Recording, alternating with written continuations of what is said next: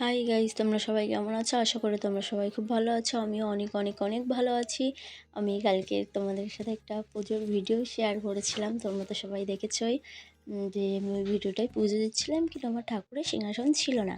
তো আমার বর কালকে ওই ভিডিওটা দেখেছে, দেখার পরে আমার জন্য একটা ঠাকুরের সিংহাসন কালকে রাত্রিবেলা কিনে নিয়ে এসেছে।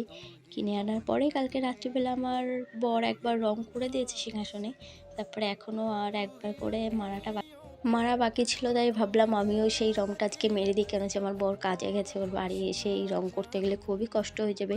আর আমিও যদি একটু সকাল সকাল রঙটা করে একটু রোদে দিই, তাহলে একটুখানি শুকাবেও খুব সুন্দর, আরও ভালো হবে। কাজের পর দিয়ে একটু লাল করব, তো ওটা আমিই করব। তোমরা পরের ভিডিওটা দেখতে পারবে, আমি যখন ছাড়বো ওই ভিডিওটা যখন করব। আমি তো খুবই খুবই খুবই খুশি, তোমাদের সাথে কি শেয়ার করব, প্রচণ্ড খুশি। আমার কথা শুনে তো তোমরা বুঝতেই পারছো যে আমি কতটা খুশি হয়েছি যে সিংহাসনটা এনে দেওয়ার পরেই। যে আমি ওকে অনেক দিন থেকেই বলছিলাম একটা পুজোর সিংহাসন আমাকে এনে দেবে, আমাদের তো ঠাকুরের একটা সিংহাসন নেই, ঠাকুরগুলো সিংহাসনে রাখলে খুব ভালো লাগে।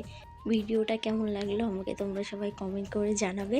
আর আমার চ্যানেলটাকে যারা যারা নতুন আছে তারা সাবস্ক্রাইব করে দেবে, শেয়ার করে দেবে, কমেন্টও করবে যে আমার রং করাটা কেমন হয়েছে। টাটা, বাই বাই, তোমরা সবাই ভালো থেকো।